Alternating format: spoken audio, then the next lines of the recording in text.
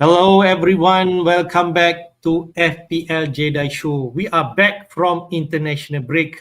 My name is Hafiz, and I would like to welcome my buddy Azmin to the stream. How's your break having been so far for you, man?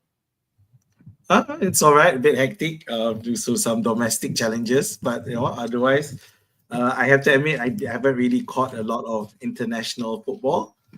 Just read more, but not really watched any matches. I did see some highlights, which we can mention later on as we discuss the players. But yeah, otherwise, I can't wait to get back into FPL, man. Right, great stuff. We are back for FPL. For sure, we had a good break last week. I think it's a timely one for both of us. We had our own, like as we mentioned, domestic affairs that we need to take care of. But we are looking forward, especially next week will be cuti sekolah for us, Min. So there'll be another tricky period for us. But in terms of IPL this week, we are returned back. We like to go early this week. Tonight is Monday night for Malaysian time, and we are thinking just to definitely discuss a bit in terms of the season so far. I think later we touch on it. We had a bad week. I think both of us on red arrow, like myself down to 4.8 million. Now we'll look at our team, how it's shaping up. Azmin also dropped to 6.5 million. Not a good week coming into international break. Plenty of thinking that we've been doing. Whether I think this sport also timely, is it time to wildcard? I think those are the thinking that managers are looking at as some of the opportunity to just repair your team and just getting those players who are in form right now. So I think that's what we can discuss on that. I think most importantly also we just finalize or take a look at the deadline signings. The transfer window is officially closed, shut, and on the 1st September. And now we kind of know what players with what team right now. The transfer saga for this season 25-26, at least for the summer one. Isaac's finally at the very end. I think it's like a few hours before the deadline. Isaac is finally officially joined Liverpool, which is really nice. He break that transfer record again after that Florian Wirtz, somewhere 125 million pounds, something like that. So I think that's pretty excellent. You definitely excited on that, man? Yeah, I guess I'm just not happy with how we ended got to this point. But I guess that's what's done is done, and let's move on. I think that it will prove to be very interesting for Liverpool in the sense that we now have a real out and out striker. KTK was already there, of course, but with Isaac is someone who's established, and because we haven't had a proper out and out striker for quite a while now. We've been playing around with lots of roving midfielders, false nines, and then we had the likes of Darwin, who's still not really a proper out and out nine.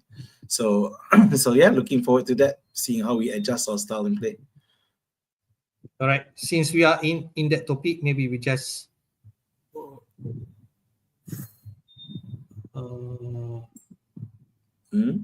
I think I have issue with my deck. Okay, never mind. All right, you figure out. So I guess the thing with Isaac now is that is it viable to start him straight from game week 4? And but the thing and the challenge here is that Ekitike has been doing well since he came in. Maybe not the last game against Arsenal, which was won by a free kick goal by Zoboslai.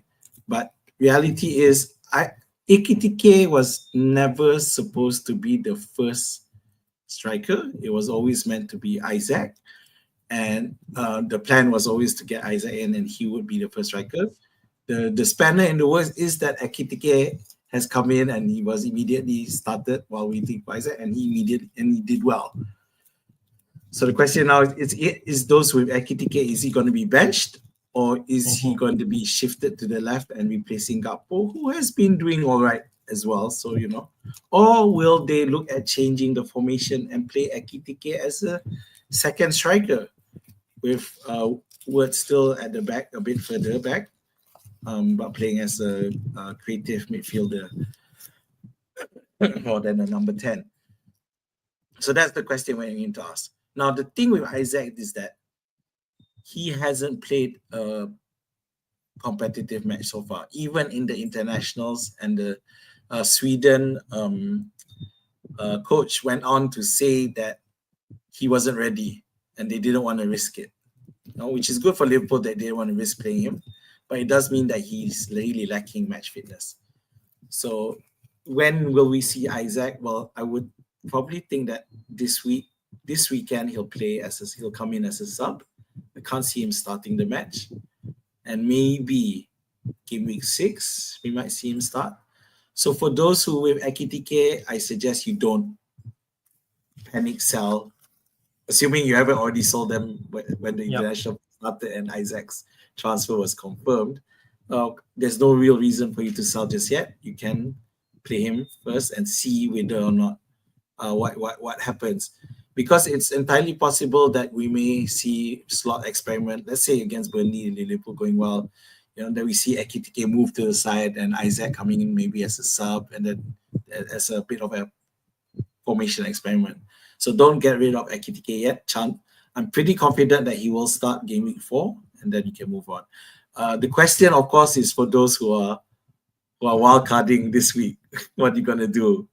Yeah, so if you're willing to, obviously Isaac is going to be the first choice striker. So if you're willing to leave him on the bench for now and build the rest of your team with that in mind, then go for it. Otherwise, don't. Yeah, it's too much of a risk. Yeah, I think we can concur about that news, because Isaac did join the Sweden team, for the qualifying. He's on the bench, but he did not record any minutes, if I believe I'm right.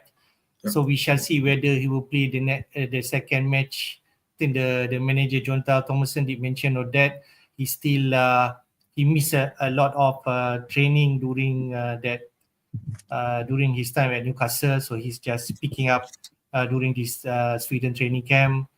So he's clearly not fit yet, and I think Azmin did mention about potentially he might not start from the start, and Ekitike will start, and they're coming in slowly bed into Liverpool. And that's the thinking.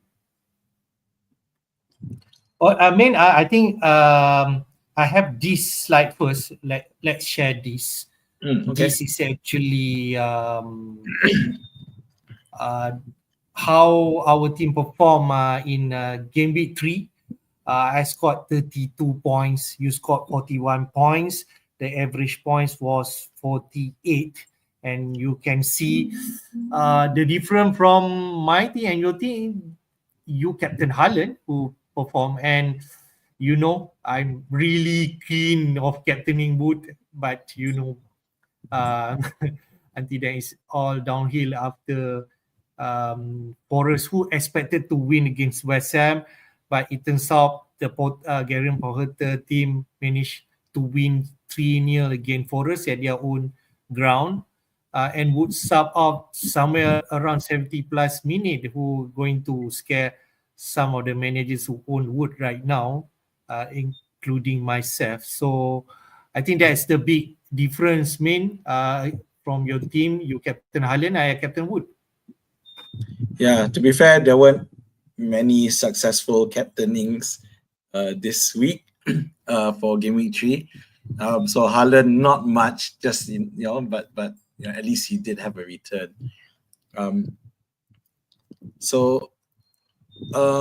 You could argue, I'm very frustrated when I look at my team. I have Diouf there, and I really did consider playing him, but in the end I chickened out and didn't. And But I'm not happy with the fact why did I chicken out of playing Doof, but then I didn't chicken out of playing Full Croak. So that's something to think about. But to be fair, that's the thing. So we thought that Forest was supposed to be the stable in terms of keeping clean sheet. So far, they have not kept a clean sheet. We thought this was going to be it against West Ham, but they, in fact, at the end of the day, they conceded 3 goals, which was, so maybe Forest, especially because plenty of us have Forest. If not the goalkeeper, then the defenders as well. So one thing we are reassessing after the first 3 game weeks is Forest's defense still as solid as last season? Is it just a blip to the start of the season and they're gonna return to solidity? Now, the other problem with Forest is that we are aware that the manager, Nuno, is having some issues with the owner with regards to one of the managements in the club. I don't want to go into detail about that, but it is a talking point. And every week, I have a friend, we have a mutual friend, Wolf, and we can ask him what the situation is for Nottingham Forest. But it is a worry for us, especially on the defense. Other picks for that would be Wood and Elliott. And so far, Wood he's only returned 1 week, right? Out of 3. Yeah, the first game week, and after that, both blank in 2 and 3. So that's a cause for concern, obviously, because Wood also is not as cheap as he used to be. So you didn't transfer anyone, right, Hafiz? So as you can see from my team, I did roll a transfer. As you can see, Palmer still in my team. I think that's the most referee out from game week 3. People move Palmer to Bruno Fernandes. So like yourself, you didn't move to any Manchester United asset, right? Okay, but no, like Afosz, I think he moved to Cunha, or some people moved to Bruno Fernandes, who are the most likely replacement for Palmer. I decided to roll, and then getting that Gabriel in. Arsenal almost kept a clean sheet against Liverpool until that wonderful goal from Soboslai, and then I missed out that clean sheet. So Gabriel only 2 points. I think the savior from my team is Ndiaye, who scored a goal against Everton, against Wolves, but he ended up only 7 points. For Everton, I said if you have the likes of Grealish or even Kevin Hall, you will definitely have got double-digit haul. But for myself, I think other than Cucurella and Ndiaye, all blank, including all those Aston Villa assets. I have triple of them. Kionza, Rogers, and Watkins. I think people already itchy to get them off from the team. I'm still thinking whether there's a merit to have those players in my team yet. Yeah, the funny bit is that because I had to sell Saka, so and unlike Palmer, Saka was going to be out. That was confirmed going to be out for at least probably 3 to at least a month, probably, I think. So I brought in Rogers because I thought Villa would finally find a way, but surprisingly they still haven't. My other transfer was I sold Adingra to Johnson. On hindsight, it turned out to be not a bad move because Adingra himself didn't start in game week 3. So Johnson did. Now, of course, Johnson blank. And Spurs, who we thought were going to go on a roll, and they ended up messing about as well. So there's a lot of inconsistency.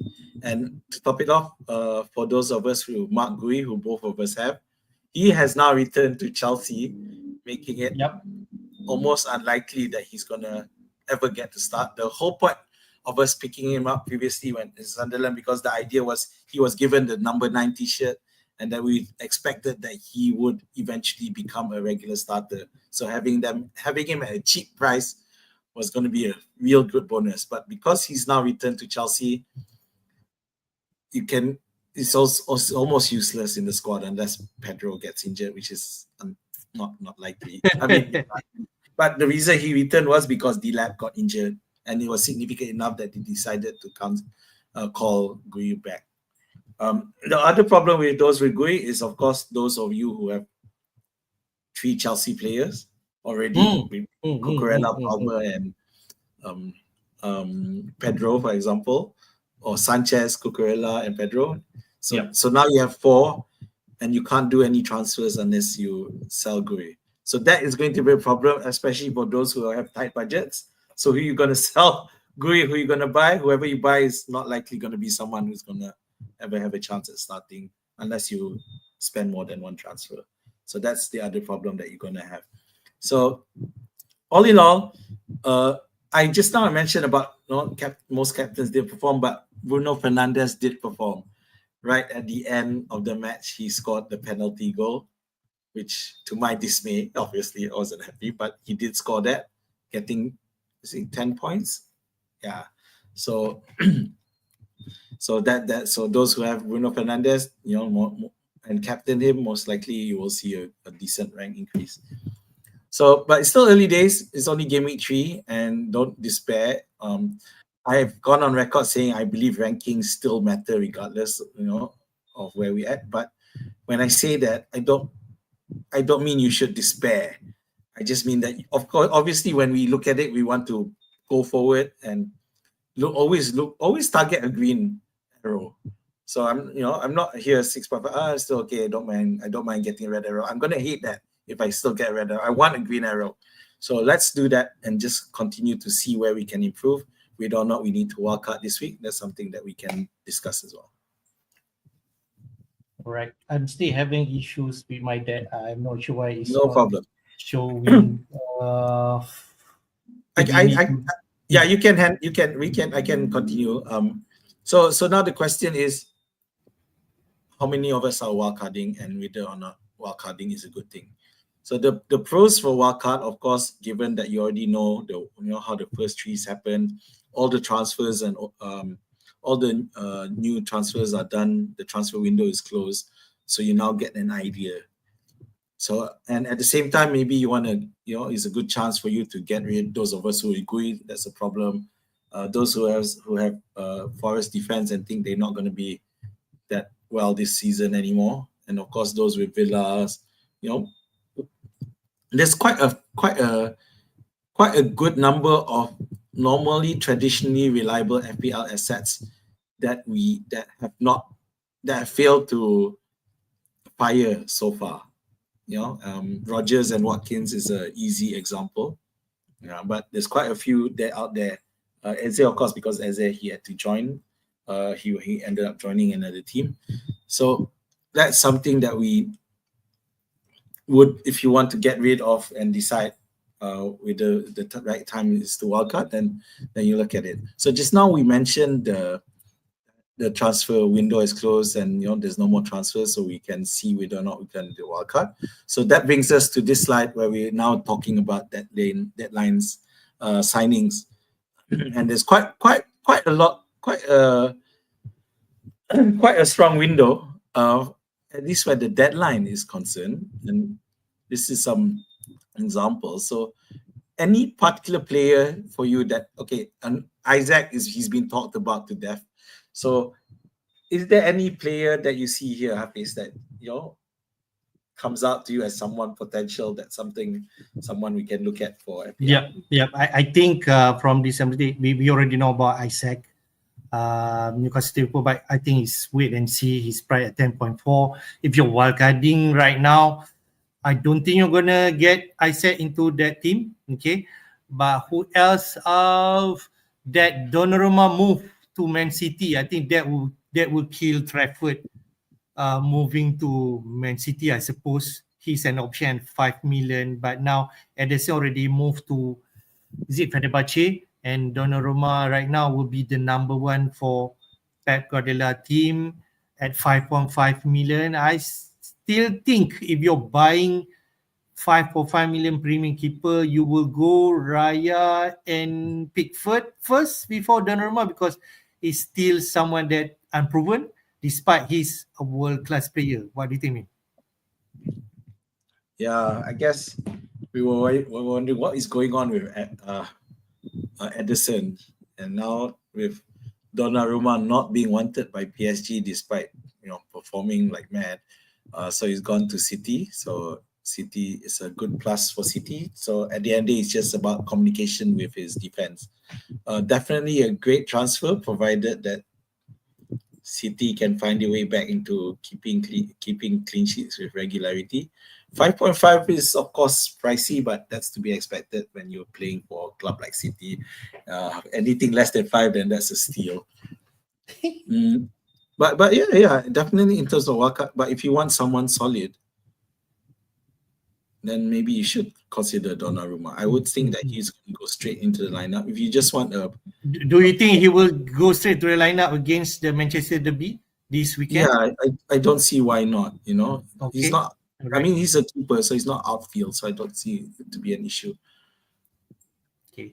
I think the one name that people are talking about is Harvey Elliott, Liverpool to Aston Villa, on loan move, 5.4 million. If he's nil, it could be an excellent price to getting into our midfield as a team, right? So it's still wait and see, right?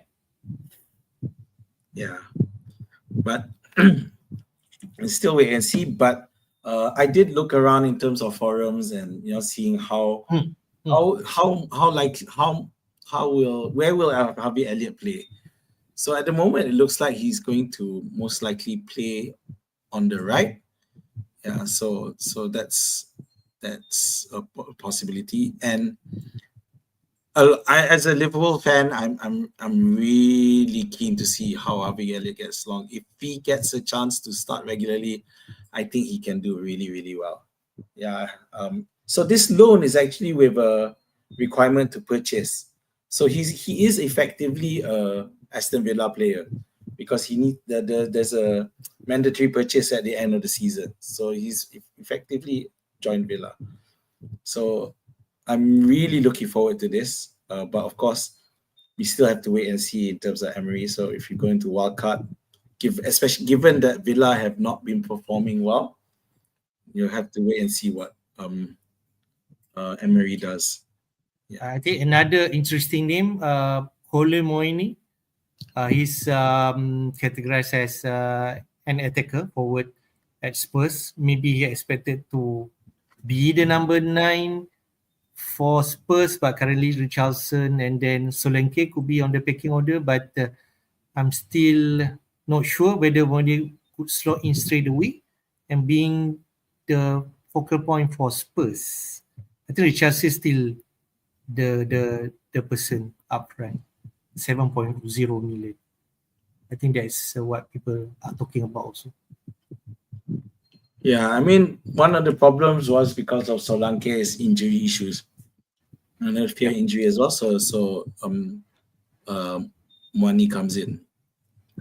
And it does put Richarlison's place under threat, So obviously he started off with a bang, but the last game where Spurs buckled is not going to do him any favors. So that's something that we need to assess. Yep. Arguably, he should slot in, but then how does that affect the lineup? Yeah. Will Richarlison play on the left because it's something he can do? But if he goes on the left, arguably Kudus has already locked up that right spot. Then where's Johnson gonna go? Johnson did in game 1 and 2. He has scored consecutive goals, but again, just like everyone else, he faltered in the third game. So that's a question, and which is why you would think that Moini was slot in straight away, but that's the problem with us wildcarding now, because you can't really tell. It's a very tough. Yeah, so you don't know what you're going to do. But even if they do, would you want to put someone in straight away? So that's the it's hard to kind of agree of doing it.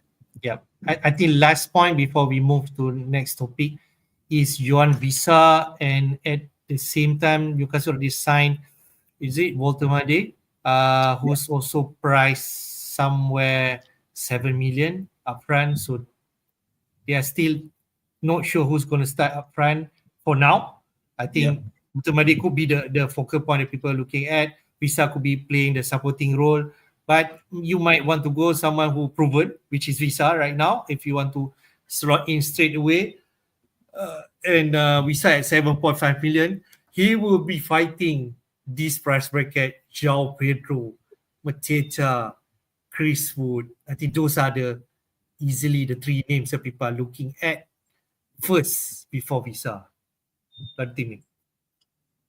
Yeah, arguably Wissa will have better service in a sense, and let's face it, Newcastle have been crying out for a proper striker, and of course Walter with Isaac going on, his strike. Yes, Wissa is proven, and I can see Wissa starting ahead of Walter Monday for the next few weeks at least. Okay. The only problem with Wissa is that he hasn't had any Premier League minutes either. He hasn't played anything either. So again, that's the problem as well. So you don't know, and the worry now, because they're both coming into Newcastle at the same time. So chances are they're going to end up fighting for minutes. I can pretty sure see Wissa starting, but Walter Mende will eat into Wissa's minutes coming in as a sub, 60, 70, because that's what he can do. So this is why I'm very reticent to actually recommend a Newcastle striker. Wait and see first. But at the same time, for those of us who want to wildcard, it just doesn't look very stable yet. Yeah. So. Yep. So, yeah. Yep. Agree. Why don't we take a look at? We are very manual today, so I think should we look at team of the season? Yep. Let's take a look. Okay. Team of the season so far. So far, yeah. After 3 games, people are looking at which player we should be considering into. Say you're considering a wildcard. I think at least we take a look who performed after game week 3. The player so far is Calafiori with 28 points. He got 1 goal, 2 assists, 2 clean sheet, 3 bonus point for the past 3 weeks. That's why he's on top, but it's a close affair. You can see there. I think there is 2 Arsenal players here, all from defense, Calafiori and Timber. We have triple Chelsea player, not Cucurella, Chalobah, 27 points. I think he scored a goal and assist for the past 3 weeks. That's why he's here. And Chelsea already also recorded 2 clean sheets, especially the last one against Fulham, a lucky one. Could be from Josh King goal. Enzo, no Palmer there, scored a goal from the penalty recently. João Pedro, I think he's the man right now, 26 points. He's risen to 7.7 million. We have Erling Haaland here, no Mo Salah. In fact, no Liverpool player. Interesting. But we have 2 representatives from Bournemouth, a cheap one in the form of Senesi, 25 points. We have Semenyo, 2 goals. I clearly remember from the beginning, the first week against Liverpool, he got 2 goals, 23 points. Jack Grealish coming into our fray, bench on game week 1, but after that he started back to back and recorded 2 assists respectively from those 2 games, and he's now in everyone's radar. No more hiding. 22 points from Grealish, and the keeper that people are looking at, not Sales, not Sanchez, but it's Vicario at 21 points. I believe Spurs kept 2 clean sheet before surrender their fortress to Bournemouth, who lost 1-0 at home, courtesy from Evanison goal, if I'm right. So, what your takeaways from here, if any? You on it, man? It's really about consistency at the moment, isn't it? So you could argue that Calafiori is more consistent, although they did lose 1-0 against Liverpool. Because Timber, all those are one match from the second game, for example.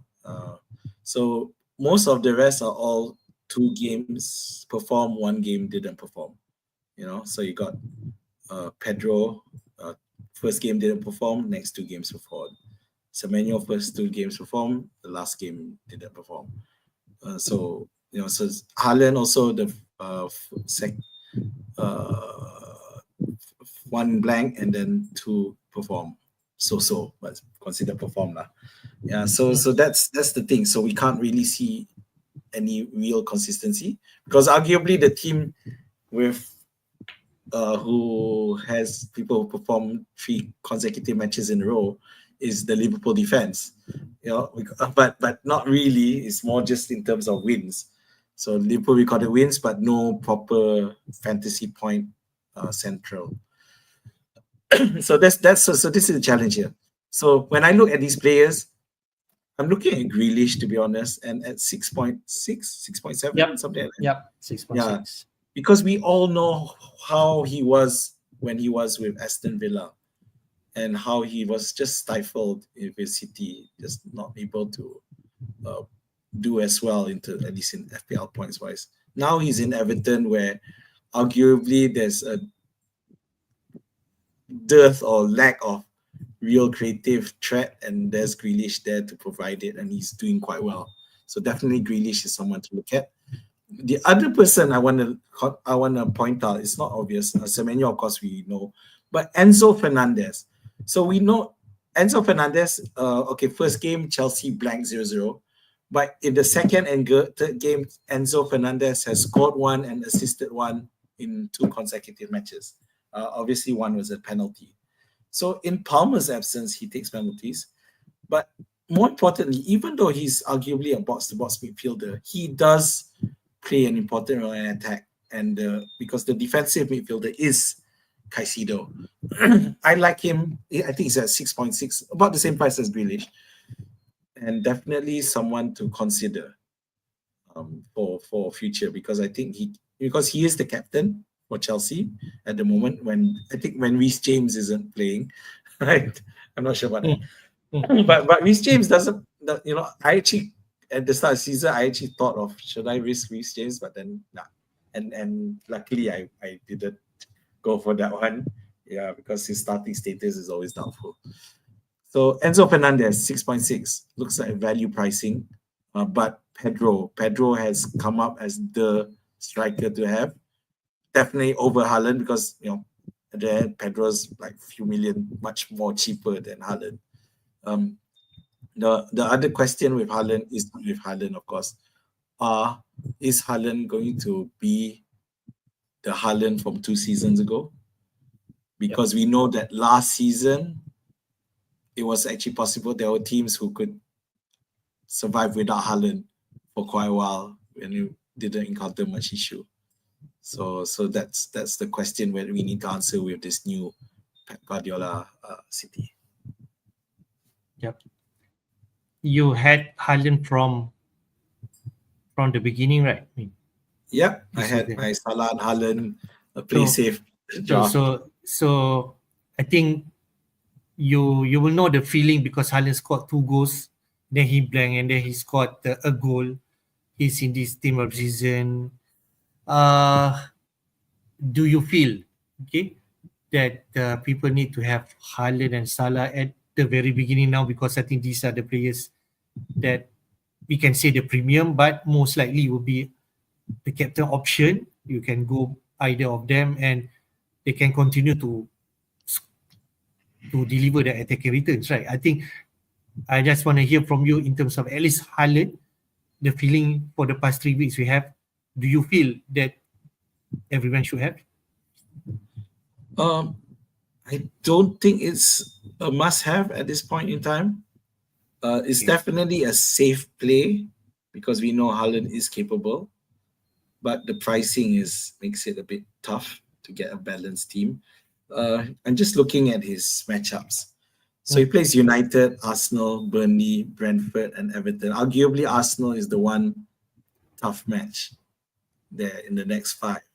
So United, Burnley, Brentford, and Everton, and 3 home too. So if you have Haaland, I'd say keep him. But if you're on wildcarding, I wouldn't advise you no need to have him. I think to have him is also still useful. Just a disclaimer though.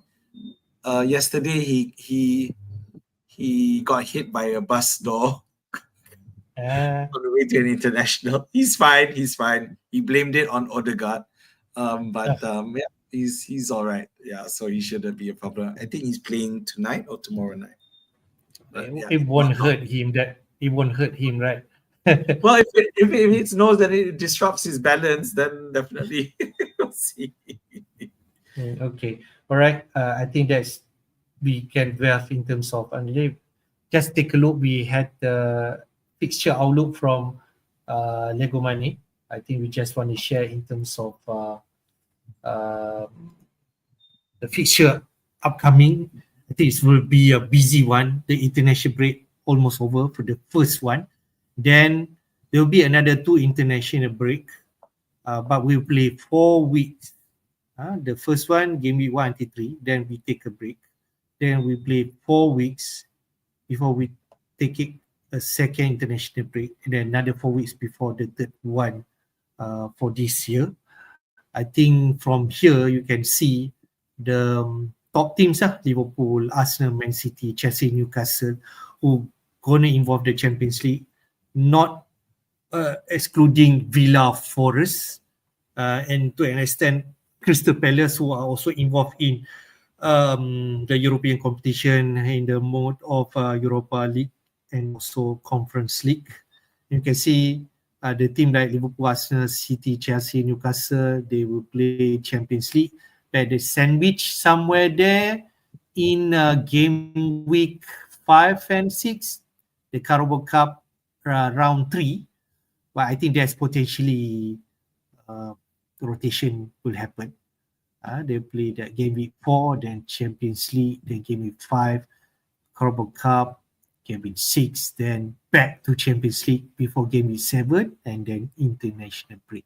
And they will continue again after that.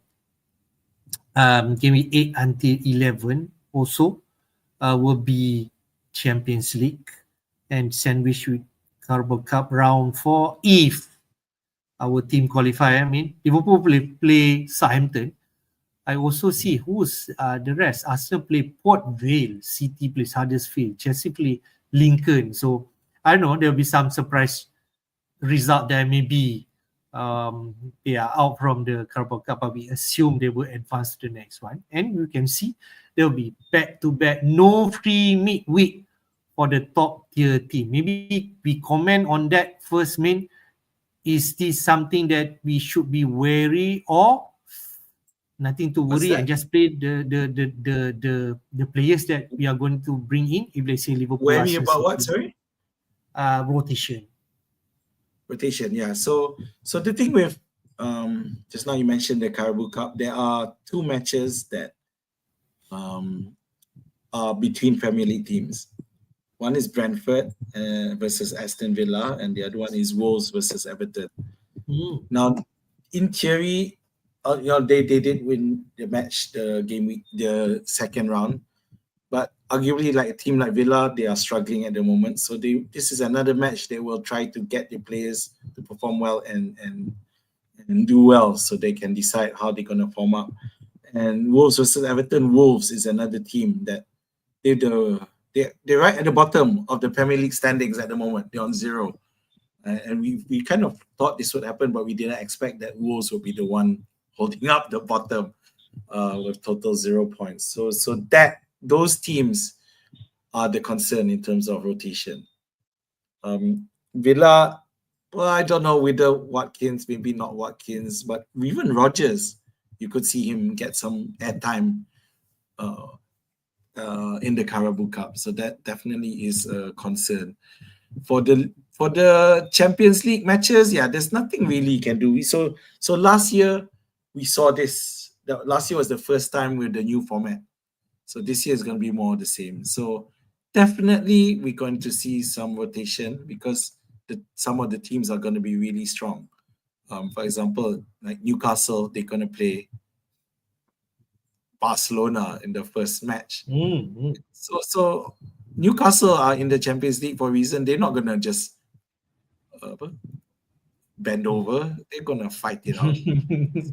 So definitely you'll see some strong teams there, and which does mean that you do need to be careful in terms of the teams. So even the Liverpool match, obviously it's got ETM and Real Madrid sandwiched between Burnley and Everton. So you would think that Atletico Madrid is the tougher match at that point. Yeah. But how will this affect the Premier League sittings? Now, remember that, for example, just to use the Isaac Ekitike as an example. If Ekitike does start the Burnley match, is Isaac going to start the Atletico Madrid match? I'm thinking no, simply because of Isaac. It's not his match fitness, not issue. I can still see him being a sub, but it will become an issue. So all this you can't ignore that these issues are happening, can happen. So teams like City and even Arsenal, theoretically Arsenal's match is not as bad, not as challenging as City or Liverpool in terms of the Europe match, but definitely you have to consider that. So you look to the ones who are more secure than others. You have to, because these are still early days. You still want to fix and be off to a better start if you haven't already. So I would still exercise caution. Sorry? Does this mean that there is more appeal to get players from team who are not really involved in this Euro competition? Exactly. So this is why you got teams like Bournemouth. Yeah. So Bournemouth, you got Semenyo, specifically Semenyo, and to a lesser extent Evan Nilsson. So they're there. The fixture ticker, it's not that bad. Newcastle looks like the only tough match. You got Brighton, Newcastle, Leeds, Fulham, Crystal Palace, Forest. So there's a good argument for that if you don't want to have that problem.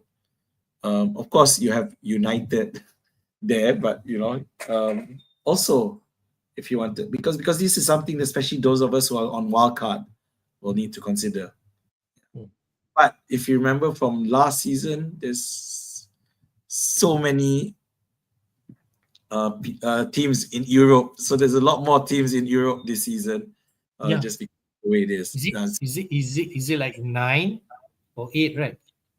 Yeah, I forgot about Spurs. They also in Champions League. Sorry. Yeah. Yep. They play in Villarreal. So that's the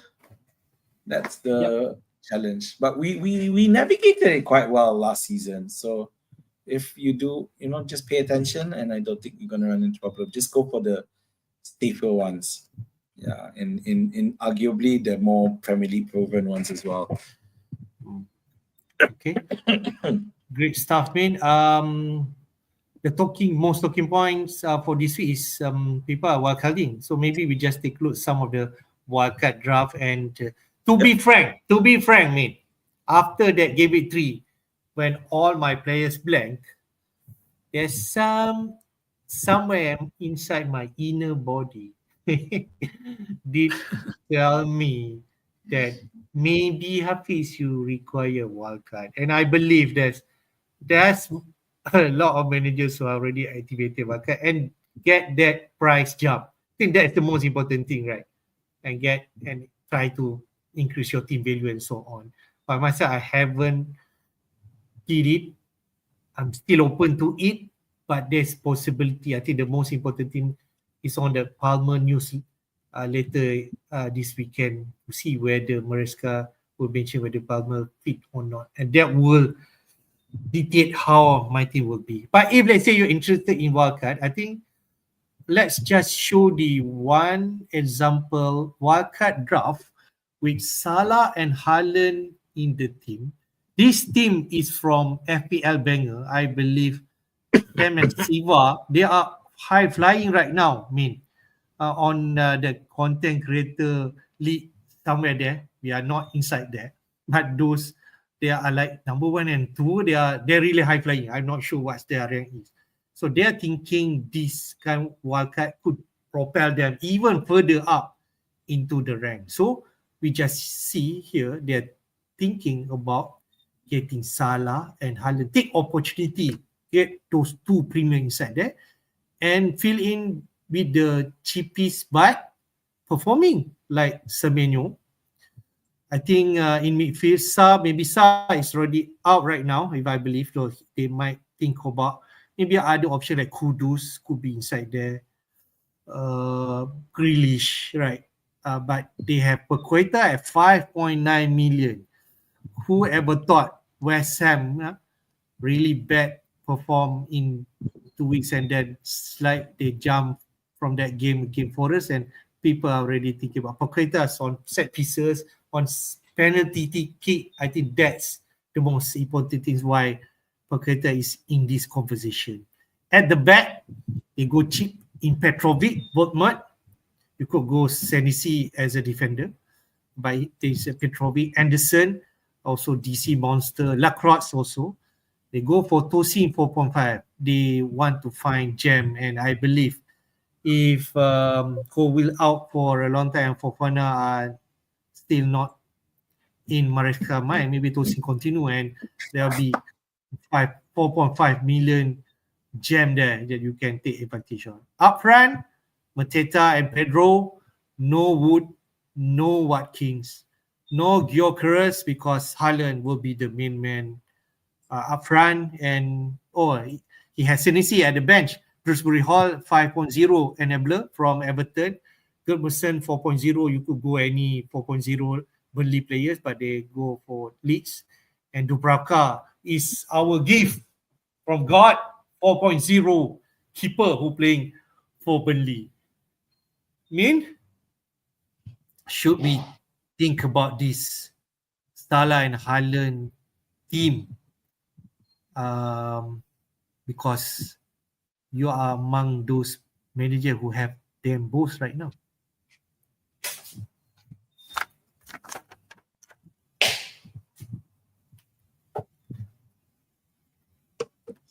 Sorry, I ran out of power.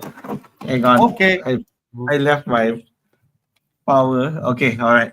So I just firstly I just wanna hang on, my camera's on. Okay. Firstly, I just wanna shout out to Siva and Sam for flying the flag for Malaysia. So Siva is right at the top in the Content Creators League. Siva free hitted in Gameweek 3. So something like wow, but this is something they do. You know, they don't really worry about following other people, and then they just do their thing. And his free hit turned out well, despite their free hit having someone like they had. I think Siva free hitted into 3 Manchester United players: Fernandes, Mbeumo, and Cunha. So yeah, but never mind. I mean, so now after free hitting, he goes looking at seeing whether or not just the wild card straight away. So if the obviously from this draft, the main thing is that he's going cheap at the back. The back is really cheap, so he's not bothered in the going big at the back strategy. You know, and just go for the cheap ones who do have DEFCON potential, rather than the expensive ones who also have gold threat plus DEFCON potential. So he's not worried about that. Of course, this looks good, but of course you have problem is you have because you have Salah and Haaland, you have to chip elsewhere. So Paqueta there, whether or not he's still good enough to be there regularly. But Dewsbury Hall looks like he plus Grealish are going to be the main men at Everton from the looks of it. Of course, there are also the other problem is with Salah being injured. Yeah, but all in all, it's quite a decent draft. And I'm guessing I'm just trying to think because I have Salah and Haaland. So how far would I need to get to this team? Because almost everyone other than Salah and Haaland is different. And Dubravka. That's the only 3 players I share with this wildcard draft. Yeah. So the problem with this one is that you really have a lot of cheap players who could easily lose out, and you don't really have much of a bench either. So. Fair. But I think this is what they're thinking, and most probably take opportunity about Salah and Haaland. They might, I think, like this week, you could just captain Salah and but if let's say you're confident City to topple United at Etihad, so then you go for Haaland, so you have opportunity, because I think in terms of stats, sorry, I don't have here, Haaland still on top in terms of goal involvement, or more over than Salah and so on, in terms of shots, attempts, and so on for now. And to be frank, Haaland is higher in terms of points from Salah right now, and people already kind of like write off Salah. But I think when you talk about Liverpool, they have some decent fixture coming up. They already released that Newcastle and Arsenal fixture. Some good matchup will coming up. So potentially we'll see where's the opportunity. Like people already write off Woods. Azmin thinking about Woods right now, right? When people are ditching him. So maybe there's opportunity. You go there, right? Can I just point out that they are with the Siva or Sam, I'm not sure, but captaining Salah for this match. I mean, captaining Salah sure for one thing, but the fact that they still have Salah, in a wildcard, meaning that they still have confidence in Salah going forward. So is this going to happen? Is this going to be the case? Or will Salah continue to perform as he did in the past few seasons? Obviously, he still scored in the first game back. So this is something that I have to admit that I myself have wondered, is it still worth having Salah? Is he going to still play the same role and do well? And with now that you got someone like Isaac and Woods who could arguably be on almost the same level of talent, so reducing the burden of goal scoring on Salah, I don't know. So that's something I'm pondering. All right. And wondering whether or not it's worth doing, ditching Salah.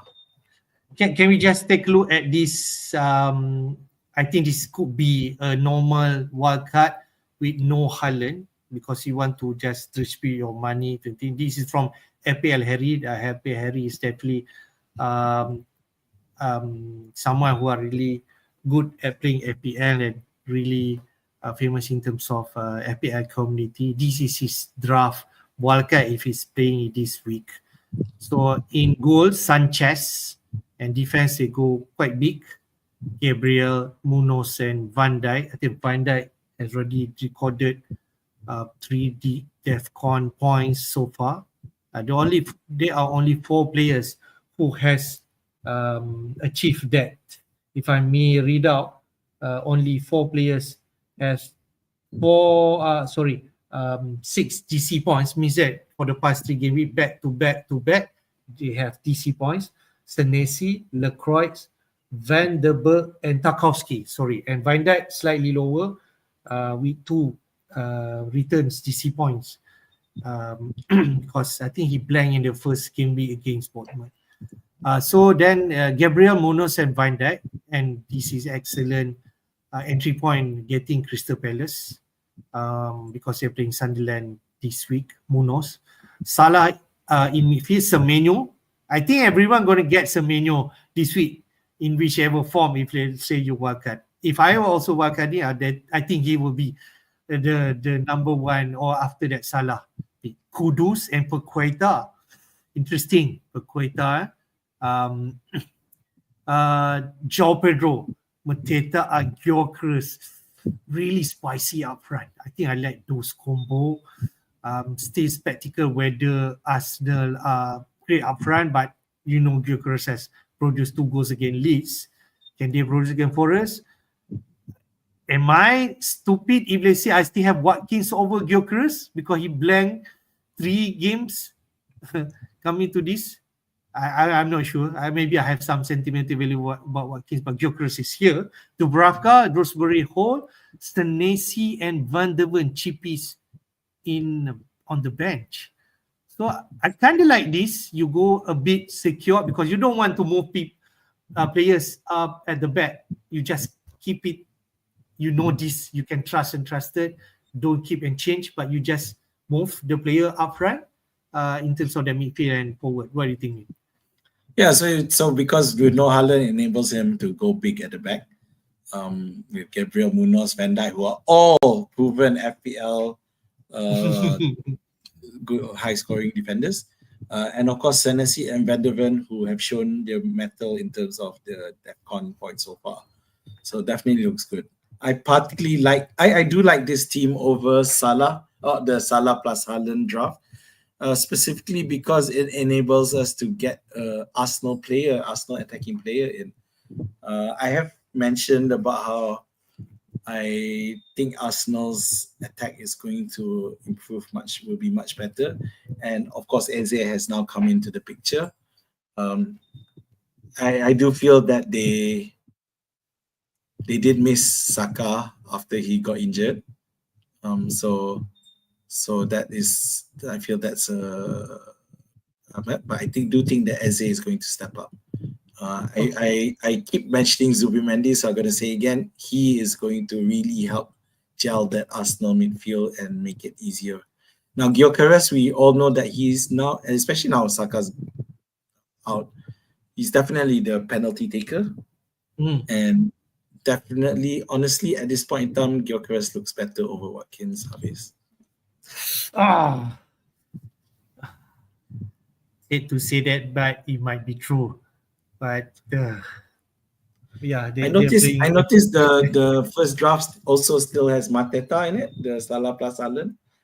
Mateta and Semenyo are the two common players available, shown in both drafts. So with Mateta, with Eze gone, he definitely takes penalties and he's going to be the focal point. Whereas previously, the focal point was shared between Eze, Sa, Mateta, but now Sa's injured, Eze is gone, so Mateta will definitely be the key player. The only problem now is whether or not, but we saw Crystal Palace do well, so you can't necessarily say that without Sa and Eze, Crystal Palace can't do the job either. So Mateta looking great so far. All right. I guess we favor the no Haaland draft over that Salah and Haaland, but there's opportunity if you're going, who knows, right? Haaland but I think to edge it, if Haaland blank, at least if you have like the Gyökeres, the Pedro, the Petita, any attack creator will help your team, and you can have money to maneuver. I think that's the most important thing. When you fit into that Haaland Salah, there's not a lot of money for you to can play around. So I think that could be a disadvantage. Betul. All right. Okay, good stuff. Maybe take a look at Gameweek 4 fixture before we jump to our team. We are almost 1 hour live. Let's go to Gameweek 4 fixture. Okay, I'm loading.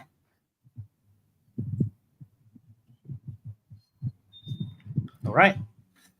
Who's playing who this week? Is Saturday match, early kickoff, Arsenal versus Forest. Now Forest already lose 3-0 at home. People already write them off. This will be an interesting match where the Arsenal can break down Forest because they will park the bus against Arsenal. I can sense that. 5 matches at 10 p.m. Malaysian time. Bournemouth versus Brighton. Nice match. Because Brighton going to play, right? They're not going to defend. So the likes of Semenyo and Vanessa will lick their lips, I suppose. Crystal Palace versus Sunderland is also nice entry point. Everton versus Villa. Aston Villa only have 1 point on the board right now. They are desperate for points, but they are facing Everton at their new home. Fulham versus Leeds, another opportunity. If you're wildcarding, maybe any Fulham players. Then Newcastle versus Wolves. We have Saturday midnight match, West Ham versus Spurs, London derby match. If you are thinking about any of those assets, Kudus versus Paqueta, this is the match for you.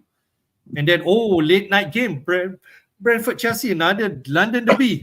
I'm not sure whether I'm capable enough to wake up at 3 a.m. to see the Chelsea match. We shall see.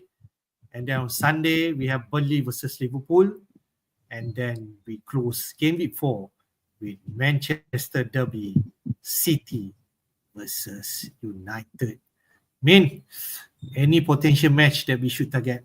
Yeah, it's very interesting how they spread it out and having that Chelsea the very late night match.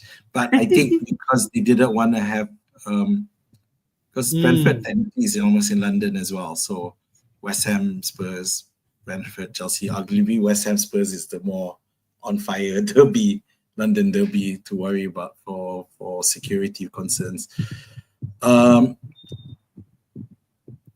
Crystal Palace versus Sunderland is the reason why a lot of people, you've seen the last two wildcards having Mateta in it, one of the main reasons.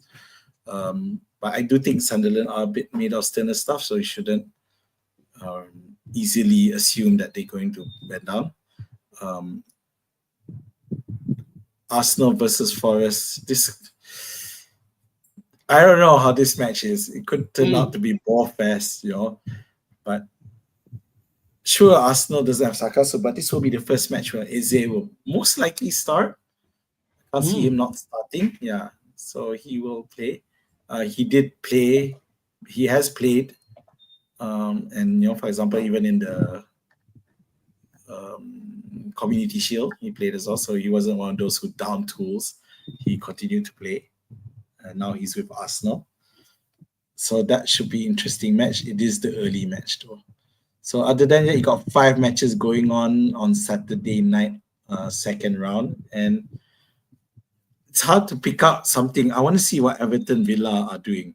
You got Grealish who's going to play against an old team in Villa, but Grealish with a new lease of life at Everton.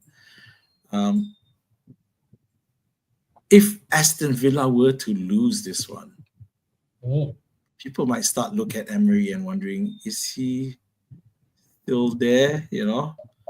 Can he still do it? So that should be an interesting match. The other interesting match going on during that time is the Newcastle Wolves match. So Newcastle, of course, they bolstered by finally getting their not one but 2 strikers.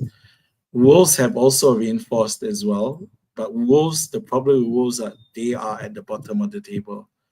So you're going to expect them to go all-out attack, which means that Newcastle are going to score.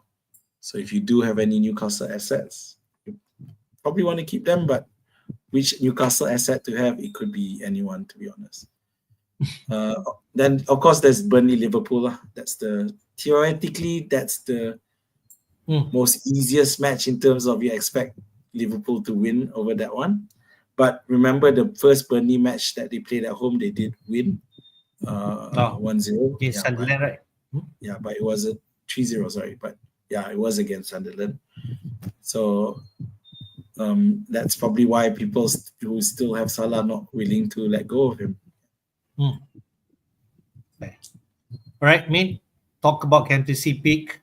I think the clear cut, people will look at Salah or whether you want to go Haaland. I think the Gameweek 4 points prediction shows Salah is way miles far away, right? Yeah. Yes. So on the chat, there's someone who asked you, I think UNX asking, is Salah triple captaincy an option this week?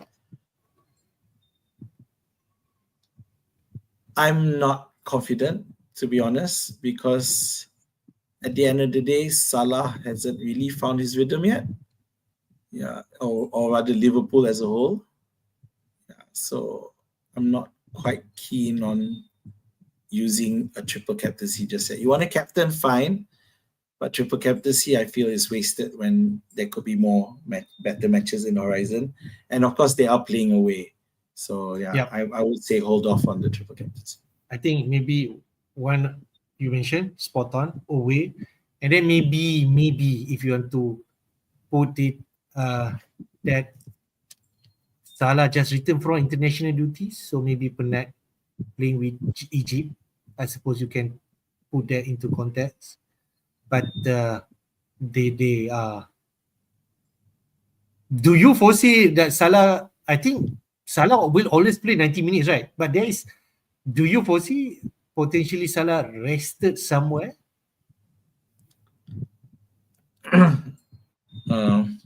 Wasted, meaning? Rested. Do you like maybe after 70 minutes then Salah take sub off? Mm, I not- haven't seen that, right? I haven't seen any evidence yet to suggest that will happen. He doesn't really have a replacement either on that side except for Chiesa, who is nowhere near the same level. Okay. So no, I don't see that to be a problem. Okay. All right. Yeah. If Not an issue. let's say someone who wants to go bold, different like myself last week, going for Wood, is going for any Crystal Palace asset like Mateta, is something crazy.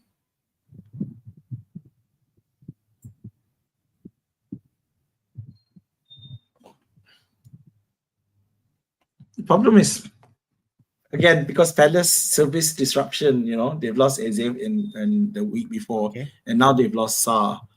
So they're solid, but it's not so. Yeah, I mean, the safe play is of course Salah, but for those who don't have Salah, where do you go? I could say that Mateta is a decent option against a promoted team. The problem in Newcastle is you just don't know. They are playing bottom place Wolves at the moment, and of course the other team playing a promoted team is Fulham. So you can't see yourself captaining Muniz or Iwobi. Josh King. Oh. Having them as picks is great, but to captain them, it's hard. Okay. Yeah. Be wary. Josh King has started 3 games for Fulham, but he doesn't play 90 minutes. Maybe I just put that up front. If you're thinking, But his position's so good for 4.5 midfielder. Fair. So okay, fair.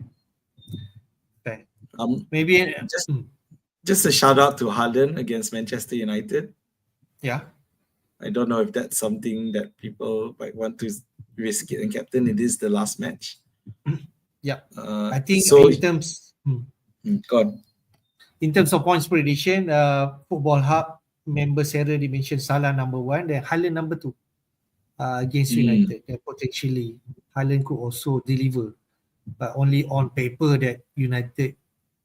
I think United can be strange because when they fight against the big team, they do perform and deliver on that match. So I think that could be.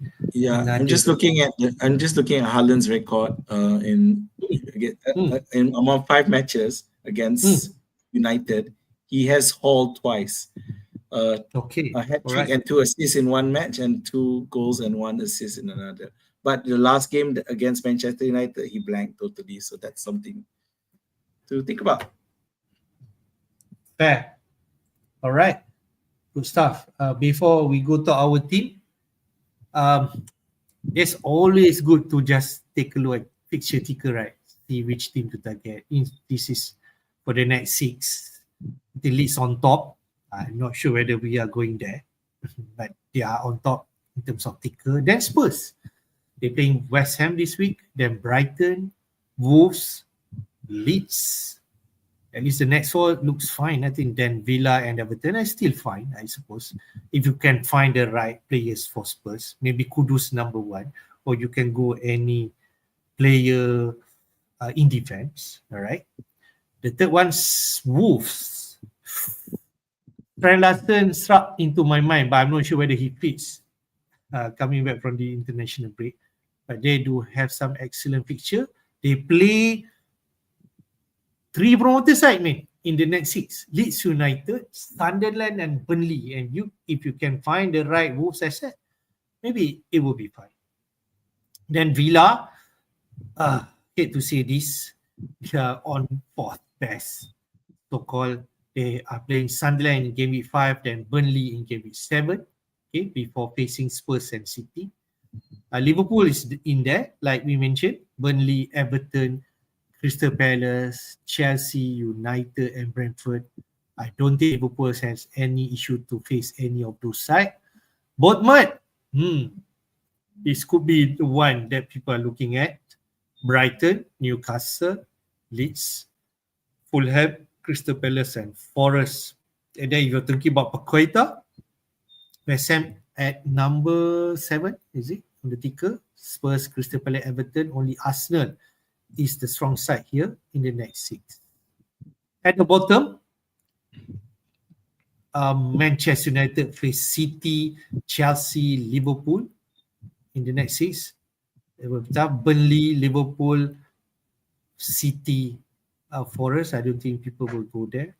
Fulham, maybe they play Leeds this week, but after that there's some tough fixture coming. So, Min, fixture ticker, do present any good info for us when picking players? Not really, because everything's still up in the air. There isn't any team that's shown themselves to dominate yet. But of course, those with Liverpool, I can see wanting them to keep Burnley, Everton, Crystal Palace, Chelsea, Manchester United, Brentford. It looks very enticing. Wolves, of course, their problem is JSL still hasn't played it. Hasn't returned from injury, so it's unlikely to play. But of course, this fixture ticker is what makes people still want to hang on to the Watkins and the Rodgers of this world. Yeah, so that is the challenge. United now at the bottom after their match against Burnley.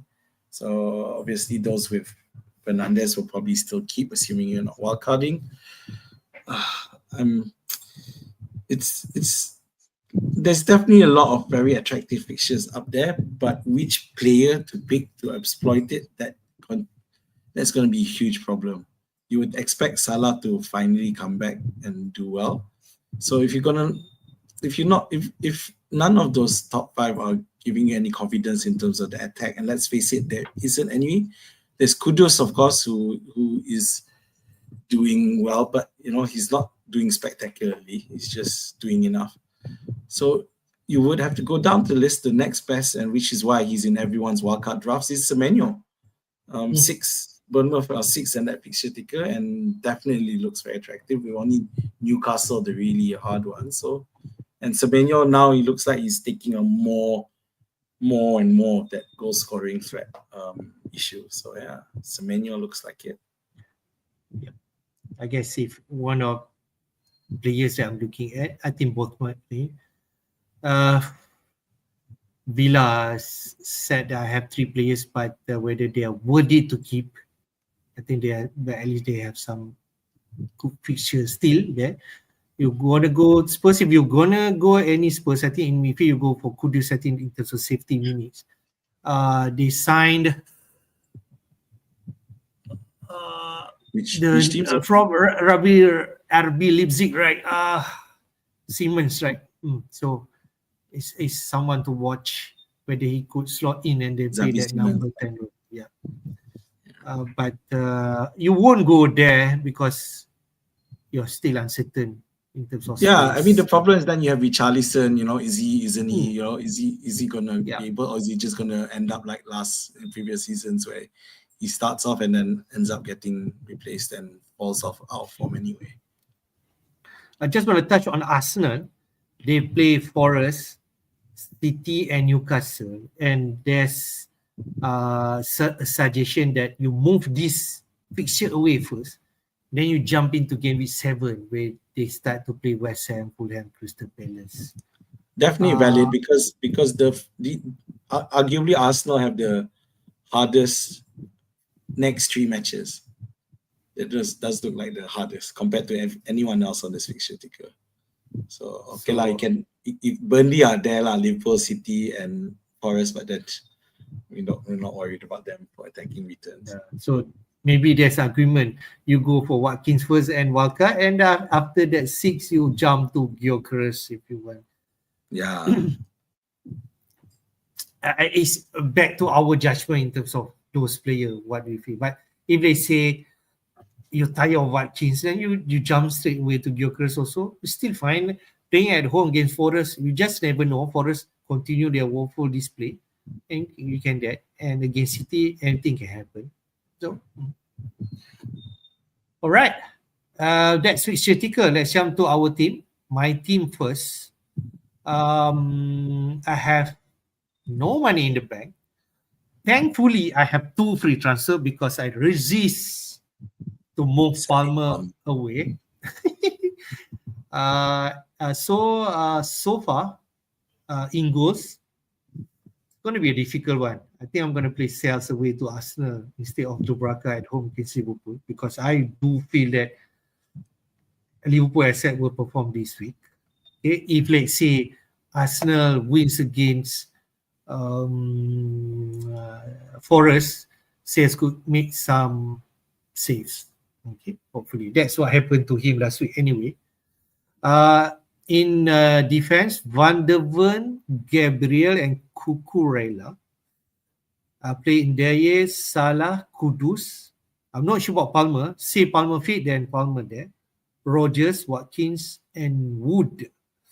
And on my bench, Konza, Dubravka, Gui, and Esteve. You can see that I have less option in bench right now. Gui is a no-go. Konza, I'm not sure about Villa. You're not going to play Esteve against Liverpool. So, what I'm going to do, I think let's go obvious. If let's say Palmer is out, mereka say he is still, like you mentioned, we need to see him day-to-day basis. Then I think Palmer will be out. Get in Semenyo, right? Then I have some money. If I can get a lot of money. Then I can get Mark Gui up to Pedro or Mateta. I think that's what people will do. And then I think I have my team value quite low, and then I need to release some money. I am more than happy to release money on sales and get in Petrovic, who is cheap and play on bottom team and has potential keeping clean sheet and also make some save point at 4.5 million. I think that's what I'm thinking. I don't think I'm going to downgrade any Gabriel and Cucurella for now, unless I decided to downgrade Watkins. I'm not sure I'm going to do that for now. If Palmer fit, there will be a more difficult decision because then I cannot transfer out Palmer. So what I'm going to do, then probably that Watkins might need to move out and fund some money for my third striker and just leave Rogers as my representative from Aston Villa. I think maybe that could be the move that I'm going to make. What do you think, mate? Yeah, your biggest problem is Palmer, lah. You know what's the story with Palmer? There have been no real solid info about Palmer. I haven't really found anything. So obviously with the international break, he didn't play. The last thing Maresca said was need to see him day by day. So he's not confirming when this is before. So, and the other problem is, of course, Palmer himself saying back soon on one of his social medias. I'm not sure which one it was. Oh, is it? Yeah. But I don't know what it could be anything. You know, what does back soon mean? Because he didn't play in the internationals, so is he finally fit? So I don't know. Yeah, but assuming let's say Palmer is fit, I think you're better off if Palmer is not fit. So yeah, Palmer being fit will mean you have a lot of problems in your team that you can't fix, especially Gui. Yeah. So that's the thing. But yeah, and the other problem is Sal's Dubravka, which I have the same problem as well. Sal's not Forest not looking solid at all at the moment. Well, relative to the previous season. So yeah, without being able to sell Palmer, you have very little leeway. In fact, you might if you're still on keep, you might as well just roll in a transfer and see what happens next week. Yeah, I think that could be. But in another way, I think I don't know if let's say after that Friday news, if let's say there's a lot of injury in my team, I don't know, then suddenly Wood is out or maybe Gabriel is not fit. I think those kind of things. Maybe it push me to activate Wildcard. Then I'm happy to do it if let's say it's necessary. So I won't write that out yet, but that could be a possibility. But if let's say I can tackle my players using my free transfer, then I will do it and just take a hit. I think it's still fine and just fix some of this. And maybe after we know more info of when this European competition starts. We will have more info how these new signings bed in, or maybe we can see whether potentially what will happen to Chelsea, this Arsenal, are they really heavily rotated or not? I think that will be a crucial information, I feel. Then you can decide wildcard after that. That's what I believe. Okay. Yeah, the other thing, just to mention that Chris Wood, they're in Australia or New Zealand. Yeah. So there's also that traveling thing that you have to covering about. Fair. So you just have to bear in mind that one. Yeah. I think I tengah fikir what position that you are forcing to wildcard. I think you have double defense forwards. Maybe you have like triple asset like me, Villa. You definitely itchy to activate those, because those are the players that people are moving on and getting others. I think what. All right. Let's go to your team, mate. I believe you have one free transfer, but more money in the bank, 1.3 million. Yeah, so more money because I sold Saka and Adingra and bought Johnson and Rogers. So both of them blank. So that's one of those unsuccessful transfer weeks. So at the moment, I'm looking at my team: Sals, Cucurella, Ronaldo, Pedro Porro, Rogers, Johnson, Salah, Barnes, Fulcrook, Mark Gui, Haaland. So Mark Gui is now a non-entity for me. I actually gambled playing him last week to see what could happen, but yeah, it didn't turn out well. But it didn't matter. The only other person performing was from the bench was Diouf, and it makes me want to keep him because from his attacking ability, I think he'll do much better. So unlike Fulcrook, who I thought was just, I think he's becoming a non-entity as well. So with that in mind, so what I plan to do is roll a transfer because I just can't see a wildcard yet based on what I've seen. I don't know what direction that I'm meant to be taking because none of the teams, there's been no solidity except for maybe Everton in that sense. But so what I'm going to do is I'm going to play a most likely a 4-5-1 formation. So I'm going to put Diouf in and drop Fulcrook and Mark Gui to the bench. Yeah, and bring in Arias into the lineup. So it is a question between Arias and De Copper because Brighton, I feel assured that De Copper will start. Arias, I'm not sure if he's a certainty given how poor Wolves have been. So it's probably going to be a 4-5-1, or if I really not confident Arias, I might move to a 5-4-1. So which is something I don't do very often. And just wait and see what happens for the following week. I just don't see enough. So Rogers and Johnson, who both blanked last week, who my transfers, I want to give them another chance. Barnes didn't start last game week. So that's a big problem for me. So I want to see, is he going to start? Yeah, obviously they have some injuries in, so maybe, so he does have a better chance at starting. Yeah, so, but of course, most likely we saw over what the end is will start. Then question is, who's going to play? Is it Barnes, Gordon, or Murphy? Yeah, on the flank. So that's the big problem. Yeah, I think you try out play Barnes, I suppose. Yeah, it's hard for me to drop Barnes at the moment because even if he comes on as a sub, he may still get something, despite Newcastle not doing well so far. But he has that, so I don't mind still fielding him. And if he comes in as sub, so be it. Okay. Is there any way that you open to wildcard or no? No at all. No. It's just that I've been looking at all the teams so far, and I just can't see it. I have enough in my squad to go through game week 4 without too much of a fuss. Yeah, so we'll see. I'll probably look back again next week. Fair. Great stuff. So this is our game week 4 team. Inshallah, we shall see whether we stick to that decision of how we're going to team pick during this deadline would be. All right. Before we go off, take some question, mate. Question for Raka FPL.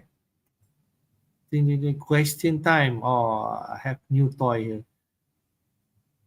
Q&A. Right. So comment. AKTK or Mateta. If you have AKTK, I think you play him. You try luck against Burnley, unless you want to get in Mateta. But if they say solely for this question, which one you favor? If you're bringing someone in, then it has to be Mateta. He's secure. Akitika has some uncertainty there, despite him performing well. Right. Lacroix or Muniz, I think you can go either. Munoz at 5.5 or 5 million Lacroix.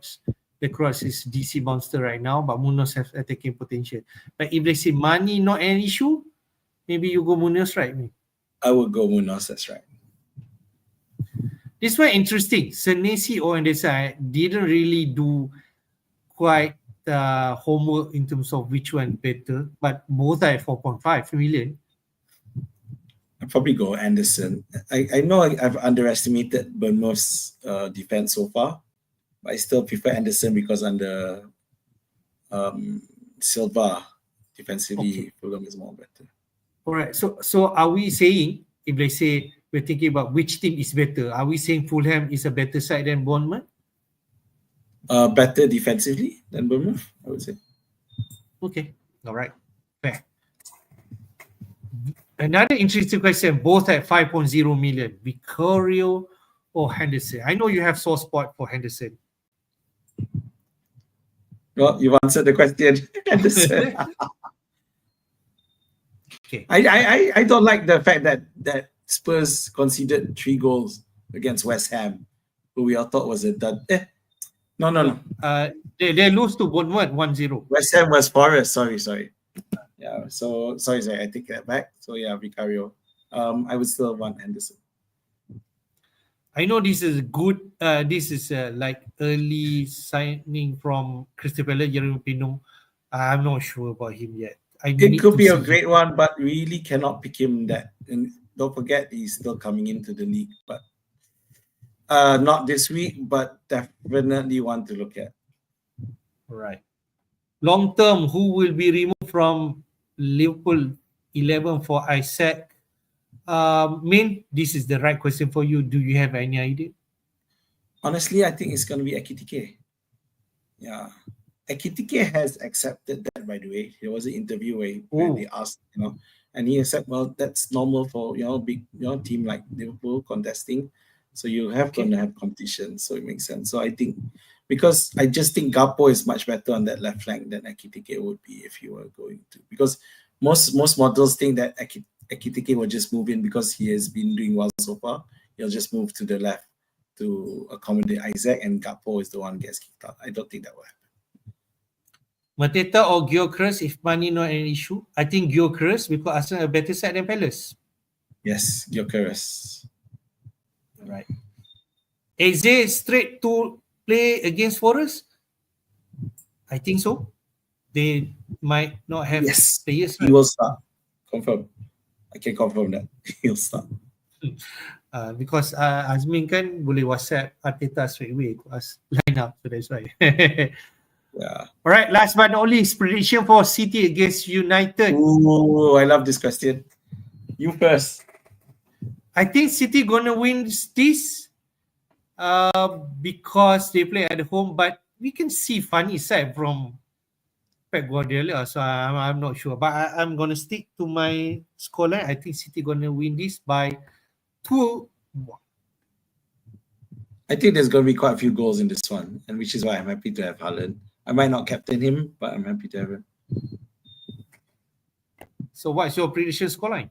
I'm trying to avoid the question there. I think it'll be 3-2 in favor of City. Okay. All right. Great stuff.